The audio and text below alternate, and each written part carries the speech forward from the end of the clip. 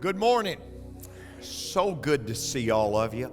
You know, the Bible says this. It says, it's a vain thing to rise up early. It's a vain thing to rise up early. Somebody said, Pastor Benny, that's grounds for sleeping late. But this is what I know. Many of you rose up early. You rose up real early to come. And I just thank you so much for being here today. I really, from the bottom of my heart, I thank you so much for being here. We got a call from a church, said we want to come to staff meeting, and that's a normal thing. And then we had several call. And so we decided rather than just have a normal staff meeting and a church come, we would just invite a few people. So you're here because you've been invited, and we wanted you to be here. And we're just so grateful for what you're doing. I'll give you my heart right quick. Give you my heart something to think about. Sunday in America, 5 million people went to a megachurch. 5 million people Sunday went to a megachurch. You say, man, isn't that tremendous? Yeah, it is. But let me tell you something else. 75 million, not 5 million, but 75 million didn't go to a megachurch.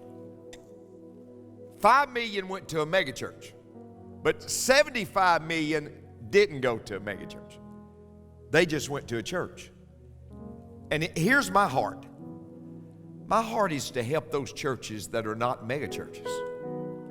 Because there's more of them that are not megachurches that will never be megachurches than are megachurches. Amen? And God hadn't called all of us to build a mega church. God has called all of us to build a healthy church. Amen? To build a healthy church. They were sharing those bulletin bloopers. And I remember before any of that came along, I used to travel around and still do. I mean, I preached 3 times Sunday, and then I preached at another church Sunday night. That's just normal for me. But I'd travel around to churches and preach. I really enjoy doing that. I've always believed that if you're too big for the small church, you're too small for the big church. This is just something I decided years ago. When somebody asked me to come and speak, I never asked them the size of the church. Never asked. Never asked them what they're going to pay me. No. Never asked the size of the church. Never asked what I'm going to get paid. No. We just trust God with every bit of that. Folks, if you trust God with that, He'll take care of it, by the way. If you just trust God with all that, we get our eyes on the wrong things when we get it on that. But I would go to churches, and I'd always, I'd look at their sign, or I'd look at their bulletin, and I was building me bloopers. Bulletin bloopers. Here's a few of them. This was in a bulletin. For those who have children and don't know it, we have a nursery downstairs. This is not an exaggeration. This was on the church sign. I saw it on the church sign. I preached in the church. This was on the church sign. Don't let worry kill you. Let the church help. I think I pastored that church. Amen? This was on a church sign. Sermon for Sunday. What is hell like? Below it was, come early and hear our choir sing.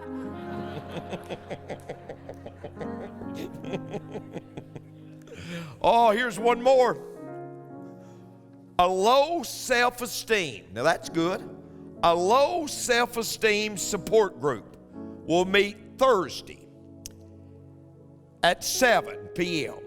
Please use the back door. Low self-esteem. Well, again, thank you. Thank you so much for being here today. And here's what I want to make a commitment. Whatever you want, the answer is yes. Any way we can help you, the answer is yes. If we've got something, if I can't give it to you, I'll let you know where we got it. And I wouldn't rule out us helping you get one of them. But I just want you to know the answer's yes. That is literally my heart. I just simply want to help your church. I simply want to help you. So today, everything's wide open. There's nothing you can't see. You said, well, Brother Benny, can I see this while I'm here? There's nothing you can't see while you're here today. We're an open book. You can see. So we've set this day aside simply to do everything we can to help you. So I just want you to know the answer's yes. Let's pray. Jesus, I love you.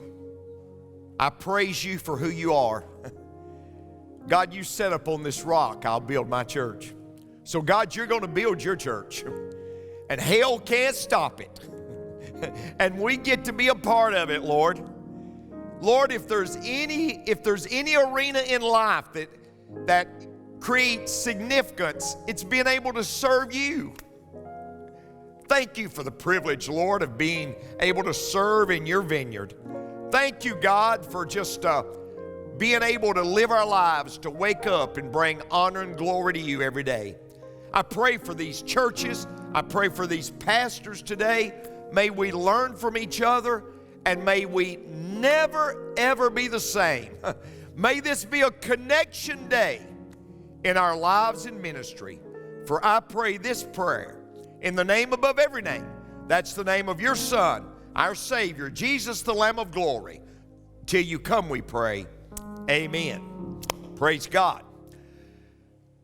Team, I want to talk to you for just a little bit this morning, just not a long time, but I want to talk to you for just a little bit about connections. Connections. The person that's probably responsible for leading more people to Christ than anybody else was a preacher named Billy Graham. Billy Graham went to heaven about 3 years ago. But let me tell you a story. In 1945, there was a couple named Cliff and Billy Barrows. Cliff and Billy were from St. Paul, Minnesota. But this young couple in 1945, you can imagine, just young kids, they got married. And they went on their honeymoon. And of all places, they went to Asheville, North Carolina, from St. Paul, Minnesota. They were there on their honeymoon, staying at this place. And what they didn't know at this time, Youth for Christ was having a youth rally at this place. And a young man was going to preach by the name of Billy Graham. This is the story.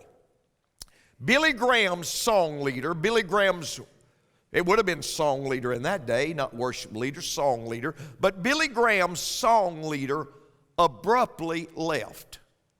And here Billy Graham was going to have this service, Youth for Christ, no song leader. And somebody told him, they said, Mr. Graham, back then no doubt it was Billy, him being a young man. They said, Billy, there's a young couple staying here at the facility. They're actually on their honeymoon. Perhaps he would lead a few songs. And Billy said, that'd be fine. I just need somebody for this Youth for Christ meeting. And so they asked Cliff Barrows, would he do it?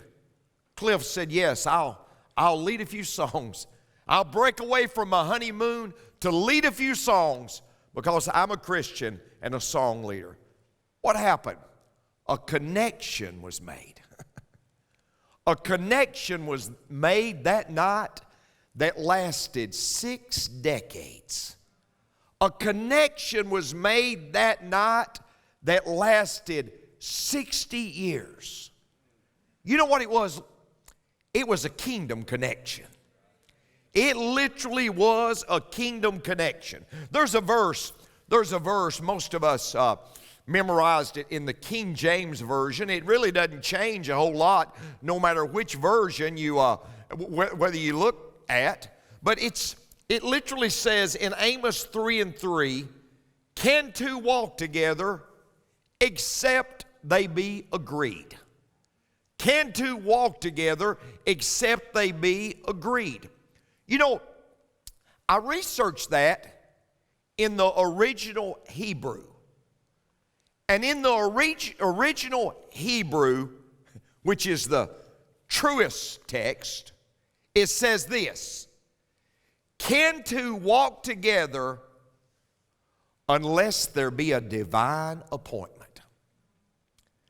Can two walk together unless there be a divine appointment? Now see, we are the body of Christ.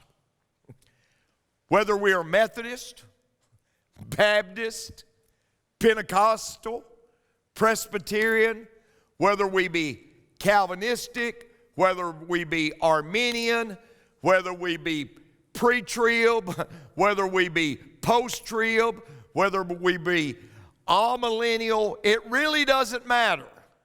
We're all a part of the body of Christ. Amen?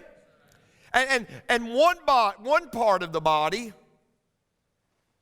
affects other parts of the body. One part of the body affects other parts of the body. I've had some throat problem, and I went to see a throat doctor. And the throat doctor started examining my nose. And he started examining my ears. And I said, Doc, I'm really not here for that. I'm a preacher. I'm really not here for the ears. I'm really not here for the nose. I need the throat. I need to get the throat right. That's what I've got to do. I've got to speak several times a week. I've got to get the throat right. He said, but you don't understand. They're all connected. If the ears are not right, the throat's not going to be right, Pastor. And if the nose is not right, the throat's not going to be right. Oh, folks, wouldn't it be a great day when we could just realize we're all a part of the body of Christ, and we're all connected, and we all desperately need one another. Now, that's what I want to take just a little while and talk to you about. I want to talk to you just a little while, right? Not from the top of my head, but from the bottom of my heart. I want to talk to you about connections and the importance of connections. Number one, I want to talk to you about, just for a little bit, about relational connections. Relational connections. I'm not going to camp here long, but we live in a day of podcast. We live in a day when there's so much that we can get online. There's so much digital stuff that we can get. But I want to hasten to say, we need ministry relational connections. We need ministry relational connections. This is what I'm convinced of. I'm all for listening to podcasts. I'm all for whatever method, if it's CDs, whatever, not many today, but whatever you listen to. But listen to me closely. There are certain things that can only happen in the room. There are certain things that can only happen in the room. Remember the four guys, they said, we've got to get him in the room. Amen? And there's certain things that can only happen in your life if you're in the room. I mean, it's relational connections. I can tell you, after being the pastor here for 31 years, some of the greatest things that I did. Look here. You say, well, I'm going to this conference. Go. You go to any conference, it's wonderful. But listen, I've been doing this a long time. You get most guys sugar sticks at the conference. You get that message they've preached over and over and over at the conference, which is fine, go. But here's what I want you to know. There's something about forming relationships. And there's something about what's benefited Rock Springs Church more than anything else is simply taking our people to other churches. It's benefited our church more than anything else, taking our people, our staff, to other churches and learning from those churches. Because what happens, you develop relational connections. I've been doing quite a bit of speaking for Johnny Hunt at a program called Timothy Barnabas. Timothy Barnabas. We're training pastors. What I love about it, the last conference I did, I said, what's the size of these pastors' churches? I'm pouring into them, but what's the size of their churches? They said the average church in this conference is 160 people. But I knew something. I said, Pastor Johnny pastored Woodstock Baptist for 33 years. Johnny was gone all the time. And he had an executive pastor named Jim Law, who just in my opinion happens to be one of the greatest executive pastors ever to live. And I said, this is a relational connection. And I said, Jim, would you work with my executive pastor? He's a young man. He's only 42. Would you work with him? He said, I'd be honored to. Now look, folks, I'm grateful I've been speaking at these conferences, but I believe the relational connection is more important than any conference I spoke at. All I'm trying to get you to see, understand the importance of relational connections. They're important to your ministry. They're important to your church. Let me tell you the second connection that's so important is a positional connections. Positional connections. Here's what I want you to see. If you're leading an organization, you need positional connections. I will make this injection. You need to make those connections before you need those connections. You need to make those connections before you need those connections. Let me explain. When the church was small, I made connections. I would ask bankers, could I take them to lunch?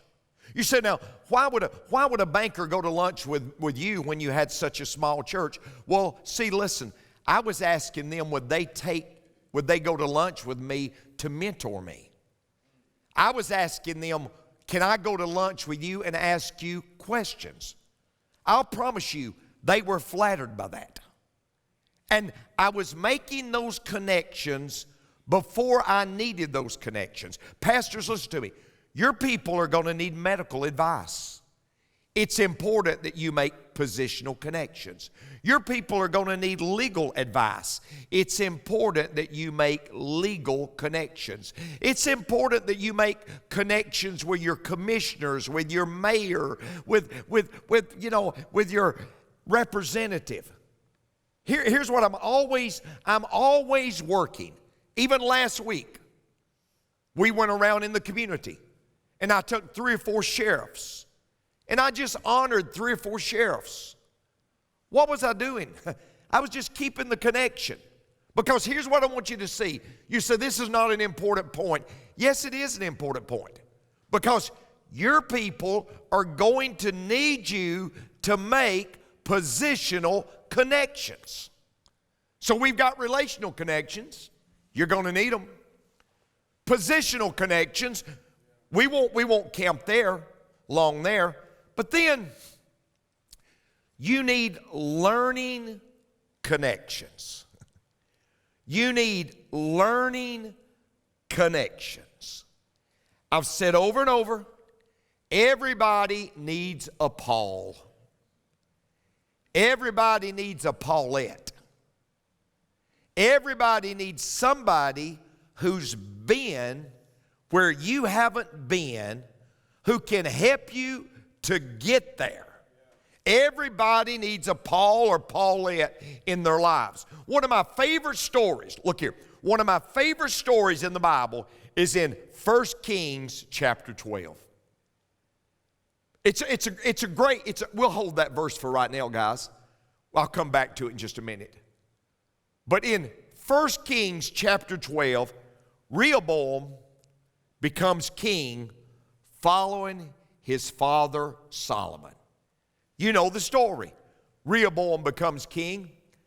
And some of the people say to a man by the name of Jeroboam, they said, Jeroboam, would you go to Rehoboam and ask him something? He said, I'll be glad to.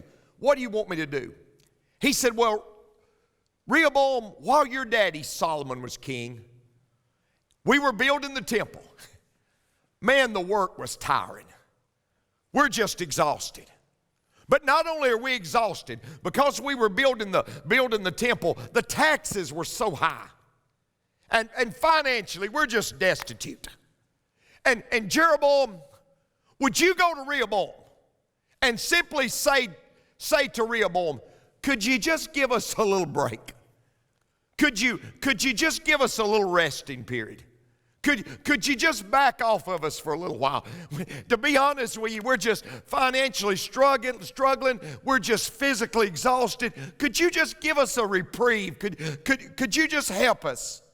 So Jeroboam goes to Rehoboam. And you know what, Rehoboam, he's wise. He does this. He says, give me a few days to think about it. Give me a few days to think about it. And this is what he does. He goes to Solomon, his father's counselors. He goes to those older counselors, and he says, I don't really know what to do. What do you recommend I do? Now, pastors, get this. If there's a verse, listen, if there's a verse that a pastor needs to get in Bible college, this is it. If I could give a young pastor a verse, if I'd give him a verse and say, you want to stay somewhere 30-something years and give your life to a ministry, right here's the verse to apply to your heart. And they spake unto him, if thou wilt be a servant unto this people this day. Servant leadership long before Oswald Sanders and John Maxwell. If thou wilt be a servant unto this people this day, look, and will serve them. The only true leadership is servant leadership. You want to determine how great a person is, it's not determined by the number of people that serve them. The greatness of a person is determined by the number of people they serve. Amen? That's true leadership. True leadership is not about titles, it's about towels. That's true leadership. It's not about titles, it's about towels. And will serve them and answer them, look, and speak good words to them. Well, what will you get in return? Then they will be thy servants forever. He said, yeah, give them a break. Give them a break. But you know what Rehoboam did? He didn't listen to his daddy's counselors. He went to his colleagues. Guys that were on his payroll, by the way. He went to his colleagues, and what did his colleagues say to him? And let me make this statement, friend. Your colleagues, your comrades can't be your heroes. They're in the same season of life you're in. They can't be your heroes. You've got to find somebody who's been there and done it and lived it out and fleshed it out. But those young men said, no, don't listen to those old guys. You make it harder on them than you ever have before. You bear down on them. You bear down on them. You say, Pastor Benny, what did he do? He listened to those young men. And what happened? The kingdom was divided, never to be restored. The kingdom was divided, never to be restored. There's a wonderful verse in Proverbs 20:5. Listen to what it says. Counsel in the heart of man is like deep water. Whew. but a man of understanding will draw it out. Is that good? Counsel in the heart of man is like deep water, but a man of understanding will draw it out. Let me tell you something. The wisest man who ever lived was Solomon. Solomon spoke more about seeking counsel than anybody else. But yet he was the wisest man who ever lived. Let me tell you just a modern day experience that happened in my life. Some of the leaders in our church years ago decided, Pastor Benny, we need to be on television. We need a strong TV ministry. We need to put some money for it, and we've got some money allocated here, and we're going to put some money toward television ministry, and we need to do it.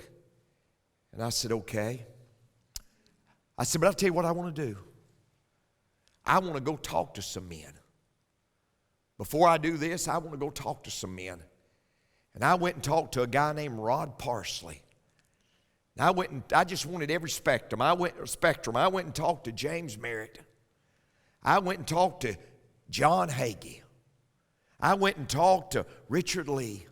I just sat down with these men and I started talking to them. I'm interested in launching a TV ministry. And one of them, Richard Lee, said to me, he said, I'll tell you what, I'd recommend you launching a TV ministry if you've got a bunch of money you want to put in a sinkhole. I said, what do you mean, Dr. Lee? Dr. Lee said, listen to me closely. He said, if you'll just wait, Pastor, if you'll just hold on a little bit, hold your money. He said, there's something coming down. It's going to be called streaming. I said, tell me about it. He began to expound on streaming. He said, that's where the culture's going to go. Put your money there. Invest your money there. You'll reap the benefits. I am so grateful for that learning connection. I'm so grateful for that learning connection. Now you said, Pastor, how do you connect with leaders? How do you connect with leaders? Let me hit these pretty fast. Number one, pray that God will show you the mentors you need. Pray that God will show you the mentors you need. And by the way, folks, they may be closer than you think. Pray that God will show you the mentors you need. See, we've got it in our mind that the expert is the guy out of state who comes in with a briefcase. Your mentors, the people you need, may be closer than you think. Look here. Number two, get to know your mentor even if it's through others. Get to know your mentor even if it is through others. Who's to say you have to know them so closely and intently? You can get to know them. You can get to know them even if it's through others. In the 90s, I pulled this out because I wrote it in the 90s. In the 90s, I wrote a letter to John Maxwell. I want to read you some of the letter. It says, greetings and trust you're doing well. I'm writing in regard to getting you to come to our church and preach. We would simply be honored if you would. I realize you get numerous invites, but I've listed 10 reasons why I think you should give serious consideration to being with us. I wrote it in the 90s. I said, number one, I'm a faithful supporter of Enjoy. I've attended every seminar you offer. Lay ministry, leadership, leading and communicating to change lives, stewardship, model church, and staffing, some several times. Number two, I'm a faithful supporter of John Maxwell. I have all of your books. Yes, even those that are no longer in print. Tough questions, honest answers. I am an Enjoy Life Club member. I listened every night to you for 6 months when you were on the radio. I've traveled all over America to hear you, from Knoxville, Tennessee, Garden Grove, California, Lynchburg, Virginia, Atlanta, Georgia. I said, I'm the pastor of a small church. I'm a Congregational Methodist, and you were a Church of Christ of Christian Union. Wouldn't you like to help someone who is where you once were? I said, number 4, my community will bring back memories of where you used to pastor when you started Hillhelm, Indiana. Number 5, your dad was a wonderful friend of mine. Number 6, we are located only 1 hour from Atlanta, right off Interstate 75. John later told me, that's a lie, Benny. Number 7, it would be a highlight of our church ministry, and certainly mine. Number 8, we are doing something for God. We've grown from 30 to 300 thanks to your material. Number 10, or number 9, you're honored by the magnitude of my request. And then lastly, the last reason for coming. I've already announced you're coming. In the 90s. Here's what I'm trying to say. Somebody said, I want this person to be my mentor. You don't even know them. You've not done your homework. Get to know your mentor, even if it's through others. Number 3, be willing to inconvenience yourself. Be willing to inconvenience yourself. If you want somebody to help you, if you want somebody to mentor you, this is what I know. They're very, very busy. They're not going to get on your schedule. You've got to get on their schedule. And you have to be willing to inconvenience yourself.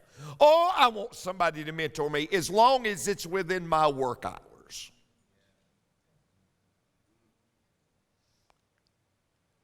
Listen to me.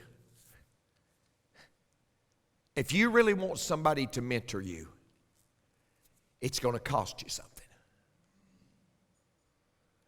And if it doesn't cost you something, it's really not going to amount to much. And I'm talking about cost in every way. I'm talking about cost in every way. Be willing to inconvenience yourself. Number 4, encourage and give.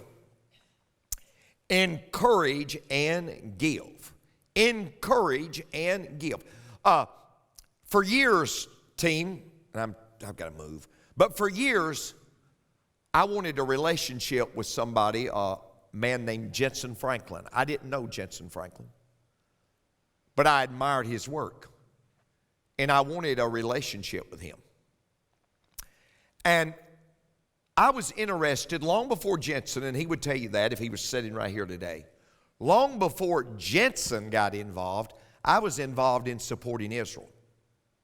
I believe those that bless Israel, God's going to bless. This is just a verse. For I am not ashamed of the gospel, for it is the power of God unto everyone that believeth, to the Jew first and also to the Greek. When did that change? I don't believe it did change. The Jewish people are God's chosen people. So I was a supporter of Israel. And later, Jensen started an interest in supporting Israel. So I saw something. I saw we had a common interest. See, sometimes we're trying to connect with somebody, but we're scratching where they're not itching. No, I'm honest. If you're scratching where they're not itching, you're not going to get real far. But I finally said, Jensen, I want to sit down with you and I want to talk to you about how we can partner and work together on supporting Israel. I scratched where he was itching. I met with him. Not only the initial meeting did we meet for 2 hours and discuss Israel, but I took something with me. I took a check. Look, The man or woman who tells you they're not interested in money will lie about other things also. Amen? I'm trying to say, you say, well, I want a mentor, Pastor Benny. You've got to encourage and give. Number 5, celebrate their big moments. Celebrate their big moments. And number 6, be open to multiple mentors. Be open to multiple mentors. Somebody said, Pastor, who's your mentor? Who's your mentor? And somebody will pop out a name. Really, folks, do you think there's anybody good enough to mentor you in every area of your life? There is nobody good enough to mentor you in every area of your life. There's nobody that diversified. Nobody has that capacity. That's why you need multiple mentors in your life. So look, we talked about relational connections. We talked about positional connections. We talked about learning connections. But I want to lastly, I want to talk to you about people connections. People connections. And when I'm talking about people connections, I'm talking about the people in which I lead. The people in which you lead. People connections. Always remember, a shepherd should smell like sheep. It's people connections. I want to give you a verse. It's in 2 Samuel 15:6. Look at this. And on this manner did Absalom to all Israel that came to the king for judgments. So look, get this. So Absalom stole the hearts of the men of Israel. Absalom stole the hearts of the men of Israel. You say, Pastor, give me the story. I'll give you the story. David was king. Somehow, folks, David somehow got disconnected from the people. And by the way, if you're not awful careful, if you're a leader, you'll get disconnected from the people. There'll be a propensity for things to disconnect you from the people. David got disconnected from the people. And he had a son by the name of Absalom who went out to the gate of the city and he set up camp. And apparently early in the morning, the people would bring their grievances. They had the public hearings early in the morning. So the people would bring their grievances, and Absalom, the son there, was waiting on the people, and he would say things like, tell me about your situation. And they would tell him about their problems. And he would say, you've got a just situation here.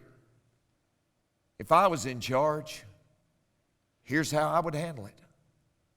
But of course, I'm not the king. I'm not the judge. And you know what the Bible says? He listened to those people. He was hands-on with those people. And I'll tell you what he did. He stole the hearts of the people and overthrew the kingdom.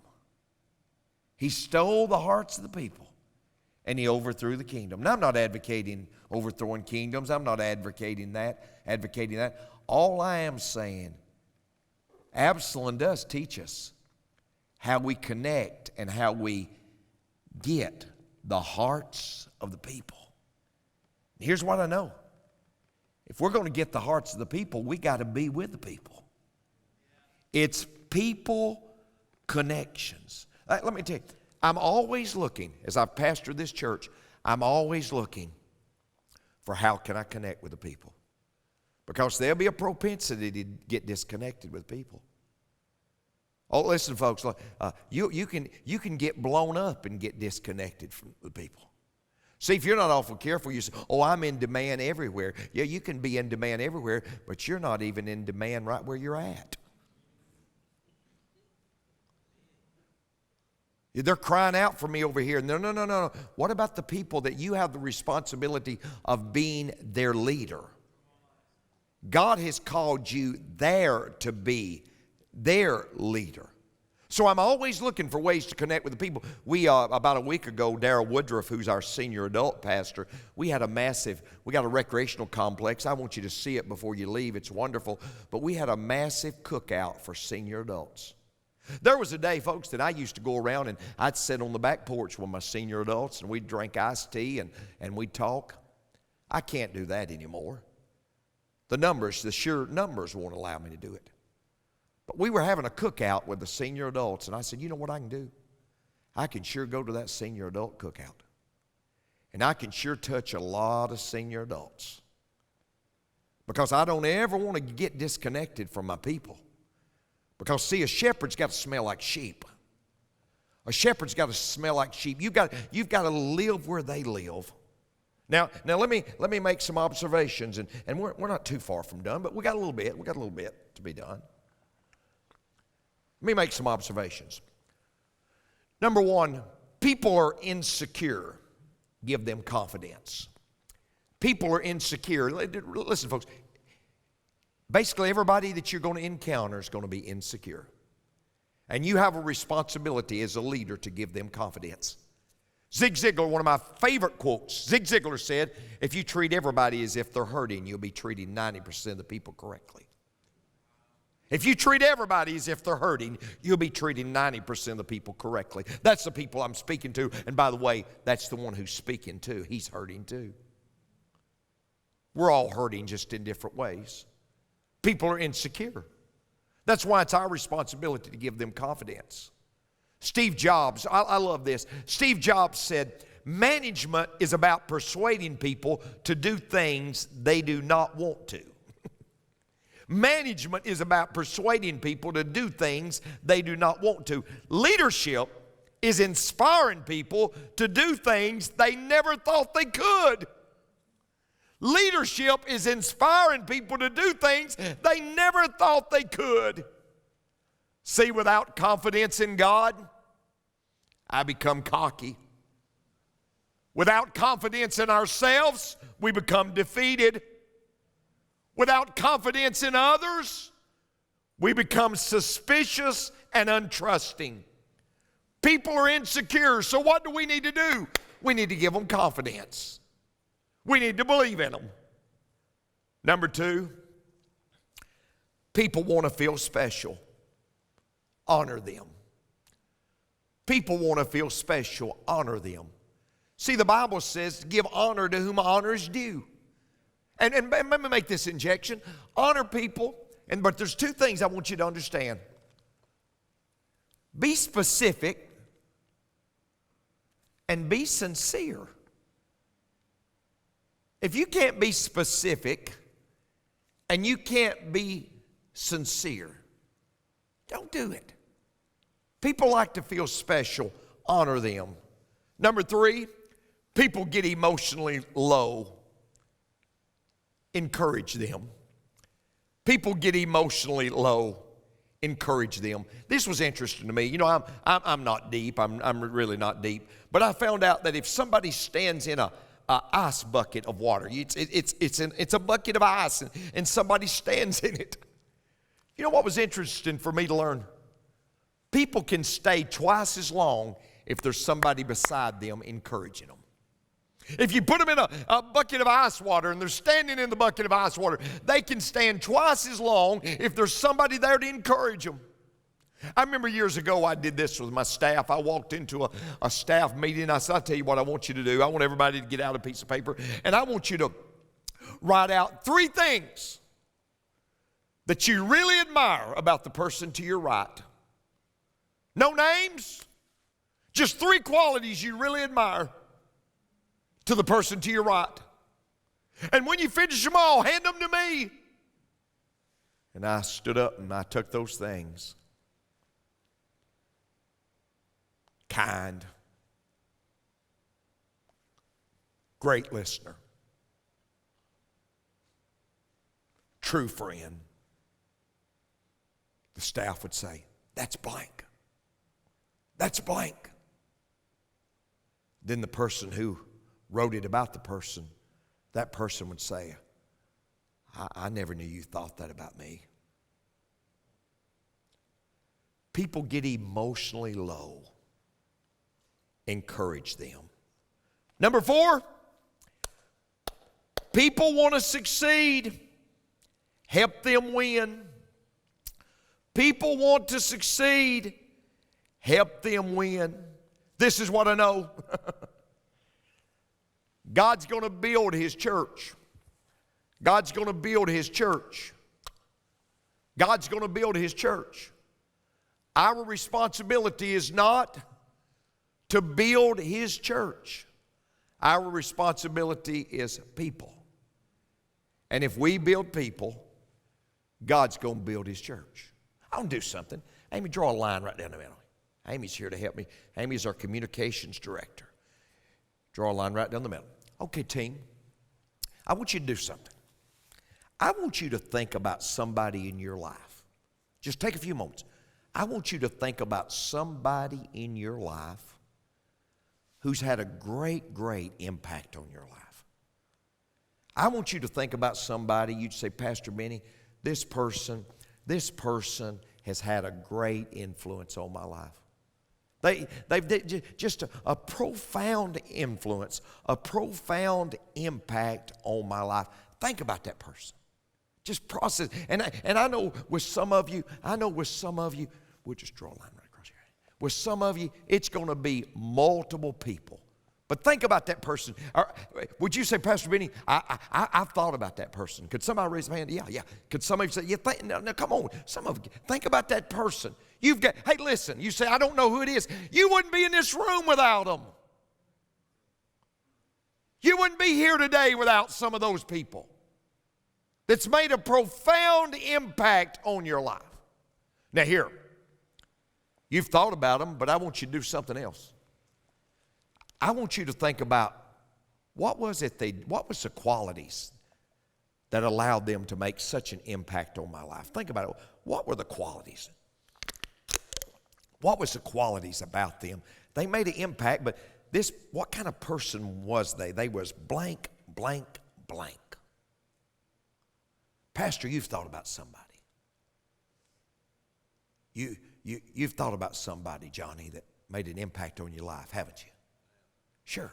But what, Pastor Johnny, what was one of those qualities that person had that made an impact on you? Influence. They were influenced. We'll say influence. That's it, influence. What was another quality? You say, well, this person was blank. This person, Gordon, what was this person at? They allowed you to fail. They allowed you to fail. They allowed you to fail. Man, that's good. Somebody else give me a quality. Cam, you give me one. Huh? They were generous. They were generous. They were generous.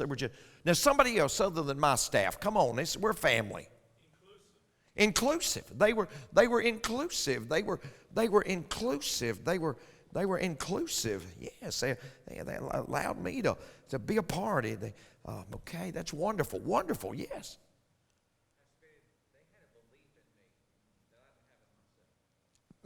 I think it's profound. I think they believed it. Listen, I can say that. Boy, I can say that in my life. Just somebody believing. And I can tell you that.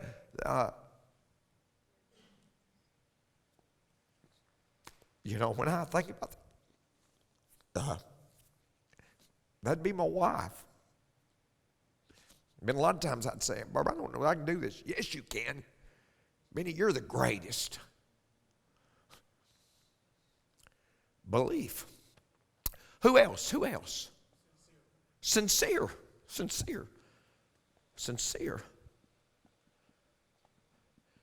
You say, why have you got her helping you? Because, first of all, if I wrote it, you couldn't read it. I wrote somebody a card the other day just trying to encourage them. They took it to the drugstore and got a prescription for Valium. Amen. Somebody else. Yes. They invested. Somebody else. Humble. Boy, that's good. That's humble. Well, you know, Amy, we could stay all day. We could stay all day doing this. I want to put two words. I want to put attitude here, Amy.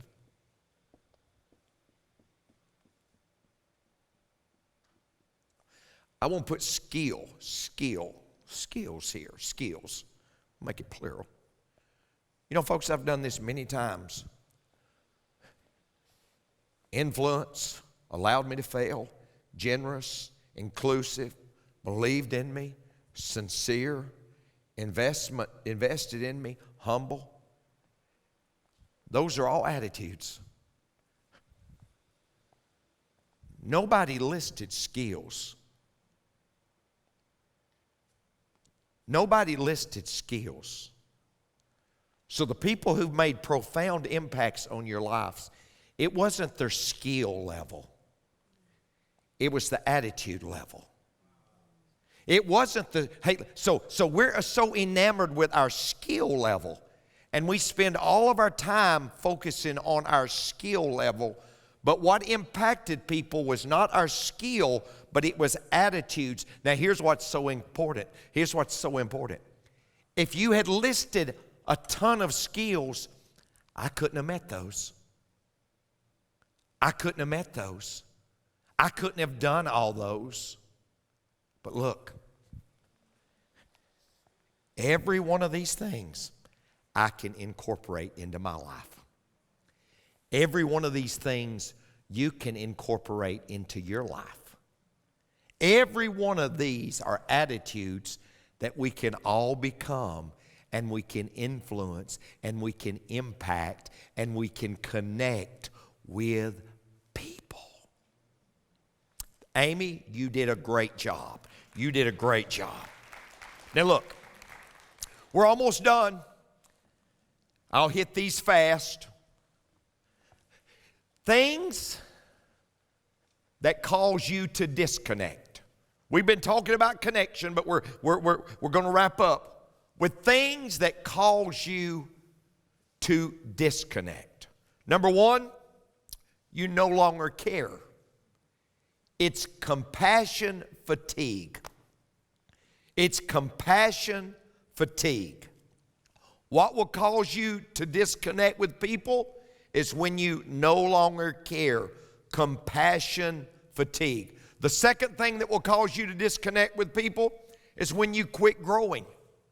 You quit growing. Look, folks, if you're not stepping up, always remember you're stepping back. If you're not stepping up, you're stepping back. You say, well, I'm just kind of being neutral. No, there is no neutral. You're either stepping up or you're stepping back. And if you're not stepping up, again, you're stepping back. Number three, when you lose integrity. When you lose integrity. It's easier to overthrow a strong city than to regain integrity. What causes us to disconnect with people is when we lose our integrity. Number four, when you take people for granted. When you take people for granted. People want to be valued, not used. People want to be valued, not used. I love this quote. Business goes where it wants, but it stays where it's appreciated. Business goes where it wants, but it stays where it's appreciated. People go to church where they want, but they stay where they're appreciated. We disconnect when we take people for granted. Number five, you disconnect when you constantly want to be recognized. You disconnect when you constantly want to be recognized. I close this lesson on connection with some laws of connection. Law number 1,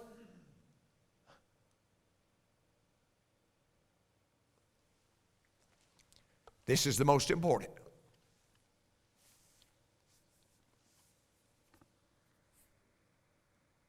The most important. Pastors, Christian leaders, this will be your greatest battle in ministry. I'm talking to you about your greatest battle. When you don't connect with Him, all connections suffer. When you don't connect with Him, all connections suffer. You say, Pastor, I've got to meet the right people, don't I, Benny? Yeah, but you meet with Him and you'll meet the right people. When you don't connect with Him, pastors, another verse for us Christian leaders. Here's one that we need as Christian leaders. Mark 3:14. And He ordained the 12. That's what I've been preaching about. Those 12 guys that He chose, 7 of them believe were fishermen. Just ordinary guys. It makes me feel good. The more I study about them, I'm feeling better about myself. Because they were just normal guys. But look, He chose them.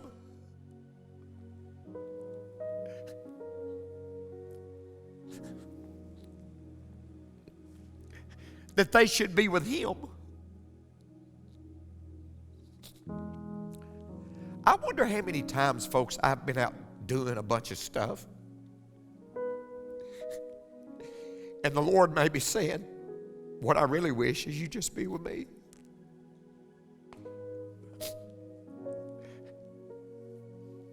I just wish you'd be with me. And after they were with Him, that's when He sent them forth to preach and cast out devils and do all these wonderful things. But look, folks, He said, what's most important, just be with me. And I think many times we're trying to go out and do all this. Hey, think about, what about Pentecost? They prayed for 10 days. They prayed for 10 days. Preached 10 minutes. And 3,000 got saved. We're preaching for 10 days and praying for 10 minutes and nobody getting saved. And He ordained the 12 that they might be with Him. When you don't connect with Him, all connections suffer. Number 2, pray for the right connections. I've elaborated on that enough. Lesson. Number 3, believe in favor for connections. Believe in favor for connections. This is all I'll say. I've got in rooms and I knew there was no earthly reason why I would be here other than the favor of God. There's no reason why this would happen other than God's favor. Number 4, see your connection as a place to give, not just get.